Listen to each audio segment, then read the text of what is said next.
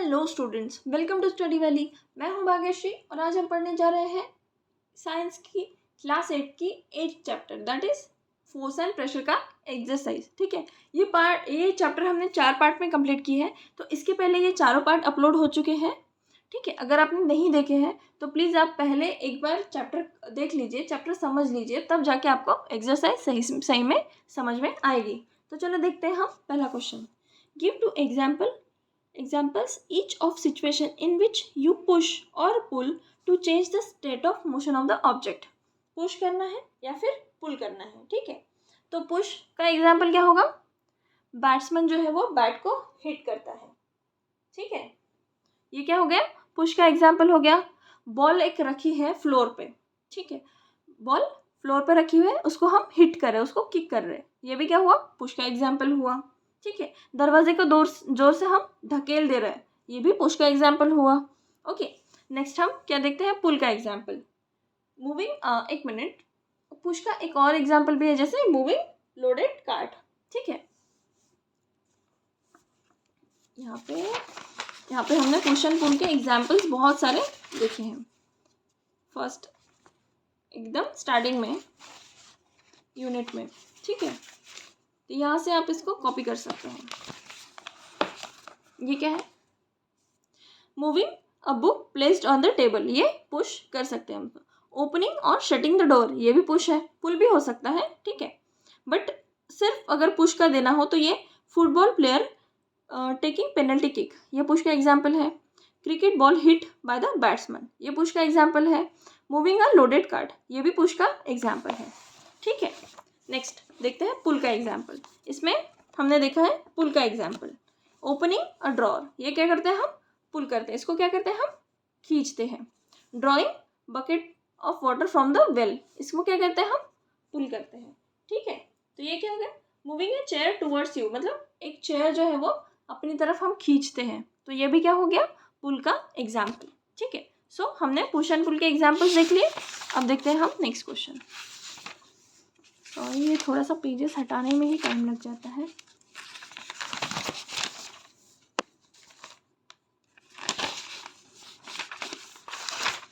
Next, give two example of the situation in which applied force causes a change in the shape of the object। Two examples, इसमें क्या है? Dough making, चपाती। ठीक है, हमने chapter में देखा था ना, अभी कहाँ था? वापस pages, minute, I show you. See, ये क्या कर रहे हैं? हम यहाँ पे एक लंप बना रहे हैं, डो बना रहे हैं। एक प्रेशर से हम इस पे प्रेशर दे रहे हैं, फोर्स दे रहे हैं, तो इससे क्या होगा? ये डो का जो शेप है उसको चेंज हो जाएगा। तो ये क्या हो गया? एग्जाम्पल हो गया। इसमें क्या है? स्प्रिंग की वजह से अगर यहाँ पे हम बैठ जाते हैं तो इसमें फोर्स आता है, तो फोर्स की वजह से स्प्रिंग का शेप जो है वो चेंज हो जाता है। ठीक है, जस्ट फॉर एग्जाम्पल ये भी है एक रबर, ये भी है एग्जाम्पल, ये आप चारों लिख सकते हो। ठीक है, fill in the blanks of the following statement। To draw water from the well we have to lift at the rope। एक minute, lift at the rope, sorry pull the rope। Okay, वैसे हम उसको lift करते हैं पर हम रोप को क्या करते हैं? Pull. To draw water from a well we have to pull at the rope. Okay, a charge body and uncharge body towards it. Charged body attracts uncharged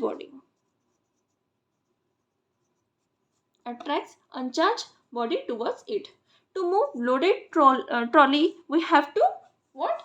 Push it. Push भी कर सकते हैं, पुल भी कर सकते हैं। ठीक है, अगर पीछे से धक्का लगाएंगे, जिस डायरेक्शन में हमको जाना है उस डायरेक्शन में अगर हम उसको धक्का लगाएंगे, ठीक है, तो ये क्या हो गया? पुश हो गया। लेकिन हम आगे की साइड में खड़े रह के उसको उसी डायरेक्शन में खींचेंगे तो ये क्या हो गया? पुल हो गया। तो यहाँ पे क्या आएगा? या तो पुश या फिर पुल, पुश या फिर pull. Okay, next, north pole of the magnet, north pole of a magnet, the north pole of another magnet repel. क्या होगा?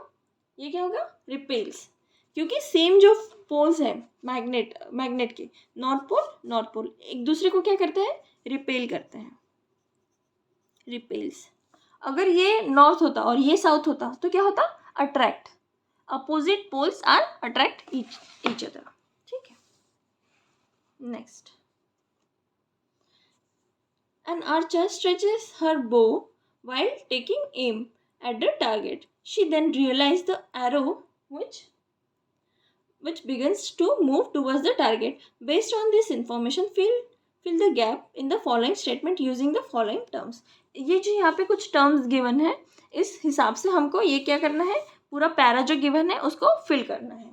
ठीक है, तो चलो देखते हैं. First, to stretch the bow, the archer applies a force that causes a change in its shape. ठीक है, जो ऐसे वो बो खींचती है तो क्या होता है, उसका शेप जो होता है वो चेंज हो जाता है. तो चेंज इन इट्स शेप. ठीक है. The force applied by archer to stretch the bow is an example of which force? Contact force. Which force? Which force? Muscular force. Force applied by archer to stretch the bow is an example of muscular, क्योंकि वो अपने हाथों का use करती है, अपने muscles का use करती है, तो ये क्या हुआ, मस्कुलर फोर्स. ठीक है. The type of force responsible for a change in the state of motion of the arrow is an example of contact force. Contact force. Okay. While the arrow moves towards its target, the force acting on it is due to what? Due to gravity, and that due to friction of the air. ठीक है. While the arrow moves towards its target, the force acting on it is gravitational force, that due to gravity, and that due to friction of the air. ठीक है. Next, in the following situation, identify the agent exerting the force and the object on which it acts. State the effect of the force in each case. ठीक है. Next, question. Squeezing a piece of lemon between the fingers to exert its juice. Juice निकालने के लिए हम lemon का जो shape है change करते हैं. क्या होता है, स्क्वीज करते हैं. तो क्या होता है उस पर इफेक्ट, क्या होता है, ऑब्जेक्ट. देखो ऑब्जेक्ट क्या है इसमें, दो हम स्क्वीज कर रहे हैं. एक हमारा हैंड है, हमारे फिंगर्स है, फिंगर्स के बीच में हमने उसको रखा, ऐसे स्क्वीज किया, राइट. तो ये एक ऑब्जेक्ट हो गया हमारा फिंगर. दूसरा ऑब्जेक्ट क्या हो गया, लेमन. ठीक है. और शेप क्या होता है, लेमन का चेंज हो जाता है. ठीक है. Next, taking out paste from the toothpaste tube. ये भी कैसे करते हैं, हम फिंगर से करते हैं. ठीक है. फिंगर से हम प्रेस करते हैं ट्यूब को, तो ट्यूब होल से क्या होता है, पेस्ट बाहर आती है. ठीक है. तो that is change in shape, क्योंकि हम उसको प्रेस करते हैं ऐसे, तो उसका शेप बदल जाता है. ठीक है.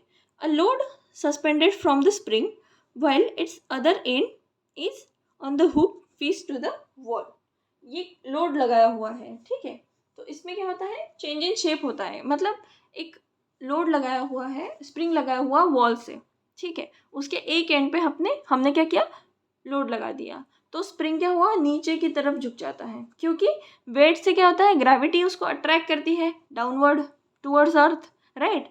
तो उसका शेप चेंज हो जाता है स्प्रिंग का, क्योंकि पहले वो छोटा होता है. जैसे हम उसको नीचे की साइड से वेट लगा देते हैं, लोड लगा देते हैं, वैसे उसका जो स्प्रिंग है वो स्ट्रेच हो जाता है, क्योंकि उस पर हैवी लोड आ गया, राइट. तो वो जमीन की तरफ अट्रैक्ट होगा due to gravity. An athlete making high jump to clear the bar at a certain height. ठीक है. एथलीट क्या करता है, हाई जंप करता है, तो ये जंप ही उसका फोर्स हो गया, वो ही उसका एक्शन हो गया यहाँ पे. Next question, black Smith hammers a hot piece of iron while making a tool. How does the force due to hammering affect the piece of iron? तो इसमें क्या होता है, ये आयरन की पीस पे कैसे क्या काम करता है, ये हम देखेंगे. ठीक है. जो फोर्स होता है, राइट, हैमरिंग का, उसको क्या करता है, वो चेंज कर देता है उसके शेप को. अच्छा, हम इसे पढ़ लेते हैं अभी डायरेक्टली क्वेश्चंस. ठीक है. ब्लैकस्मिथ हैमर से हॉट पीस।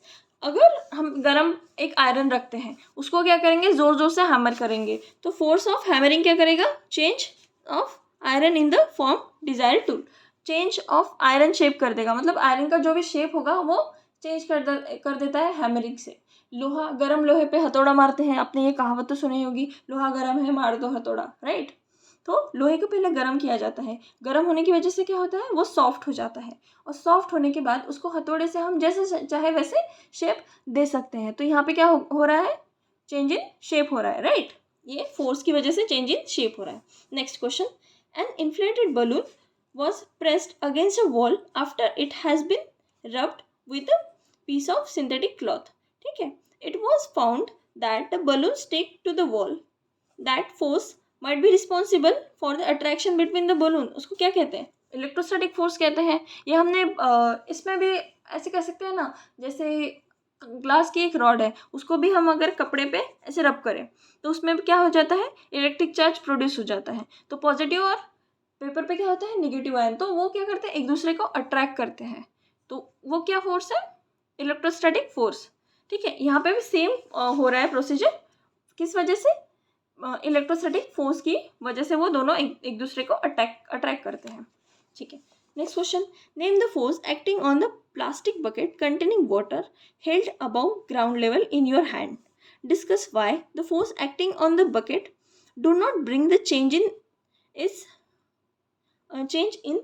मोशन, ठीक है। The gravitational force act, of course इसमें क्या होता है, ग्रेविटेशनल फोर्स एक्ट करता है, ठीक है। Gravitational force act on the plastic bucket containing water held above the ground level in our hand, ठीक है।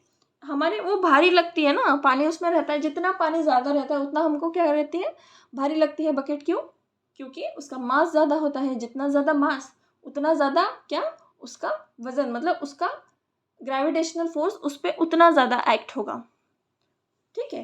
तो जितना ज़्यादा हम मास बढ़ाते जाएंगे, उसमें पानी बढ़ता जाएगा, उसमें ग्रेविटेशनल फोर्स उतना ही ज़्यादा उस पर एक्ट होते जाएगा, right. So we know that gravitational force do not bring a change in its motion because equal amount of force is being applied vertically upward. हम उसको ऊपर की साइड पकड़े हुए हैं, ठीक है, और ग्रेविटेशनल फोर्स क्या कर रहा है, उसको नीचे की साइड खींच रहा है, ठीक है। इस वजह से उसकी बॉडी में उसमें कोई मोशन नहीं आता, अपने आप चल के तो नहीं जाएगी ना बकेट, ठीक है। जैसे हम फोर्स लगाते हैं किसी गाड़ी को पीछे से, किसी बॉल को हम धक्का देते हैं, उसमें क्या आता है, मोशन आता है, ठीक है। मैग्नेट्स खींचते हैं एक दूसरे को, उसमें क्या भी आता है, उसमें भी क्या आता है, मोशन आता है। बट ग्रेविटेशन फोर्स जो हमारी बॉडीज पे एक्ट हो रहा है, या फिर किसी भी पर्टिकुलर बॉडी पे, जैसे यहाँ पे गिवन है वाटर बकेट, ठीक है, इस पे एक्ट हो रहा है, तो वो क्या करता है, बॉडी को मूव नहीं करता। अभी कभी ऐसे देखा है आपने कि एक जगह एक चीज़ रखी हुई है, उस पर ग्रेविटेशनल फोर्स एक्ट तो हो रहा है, तो वो अपने आप चलने लगी, किसी और दूसरी जगह पहुंच गई, ऐसा होता है नहीं, क्योंकि ग्रेविटेशनल फोर्स जो है वो मोशन में चेंज नहीं करता, ठीक है। Next question, rocket has been fired upward to launch a satellite in its orbit. Name the two forces acting on the rocket immediately after leaving the launching pad. ठीक है, two forces. The two forces are force due to gravity acts vertically downward. उसमें क्या होता है, एक gravitational force होता है क्योंकि वो अपवर्ड जा रहा है, राइट, अपवर्ड जा रहा है, तो नीचे की साइड से जितना भी उसका वेट होगा उस उतनी ही उस हिसाब से उस पर क्या होगा, ग्रेविटेशनल फोर्स एक्ट होगा। तो ये क्या हुआ, ग्रेविटेशनल फोर्स अब अपवर्ड जा रहा है, ठीक है। ये सब चीज़ें क्या है, ग्रेविटेशनल फोर्स क्या है, हमको धरती की तरफ हमको अट्रैक्ट करती है, धरती की तरफ अट्रैक्ट करती है, जो भी फोर्स है, जो भी चीज़ें हैं एटमॉस्फेयर में, वो उन सबको, अगर हमको कोई भी चीज़ अपवर्ड भेजनी है, मतलब आकाश में भेजनी है, राइट, स्पेस में भेजनी है, तो ये क्या होगा, हम ग्रेविटी के अपोजिट भेज रहे हैं ऊपर की साइड में, तो इसमें क्या होगा, फ्रिक्शन ज़्यादा होगा, ठीक है। तो that is frictional force also acts, उस पर क्या होगा, फ्रिक्शनल फोर्स भी एक्ट होगा, ठीक है। Next, when we press the bulb of a dropper with its nozzle kept in the water, air in the dropper is seen to escape in the form of bubble, ठीक है। Once we release the pressure on the bulb, water gets filled in the dropper. The rise of water in the dropper is due to, क्या होता है, किससे वो जो water level का rise होता है, क्यों होता है, प्रेशर ऑफ वाटर की वजह से। ठीक है, अब इसमें और आगे क्वेश्चंस है क्या, देखते हैं। यहाँ पे एक प्रोजेक्ट दिया हुआ है, ठीक है। सो यहाँ पे हमारा एक्सरसाइज नंबर 8 कंप्लीट होता है, हमारा 8 चैप्टर भी कंप्लीट होता है। अब नेक्स्ट चैप्टर है हमारा फ्रिक्शन। सो फ्रिक्शन हम स्टार्ट करेंगे नेक्स्ट लेक्चर से। तब तक के लिए प्लीज़ वीडियो को लाइक शेयर एंड सब्सक्राइब कर दीजिए and thank you for watching. अगर कोई भी डाउट हो, कुछ भी समझ में ना आया हो तो कमेंट सेक्शन में आप कमेंट कर सकते हैं, मैं आपको कमेंट सेक्शन में जवाब दे दूँगी क्वेरी का जो भी है।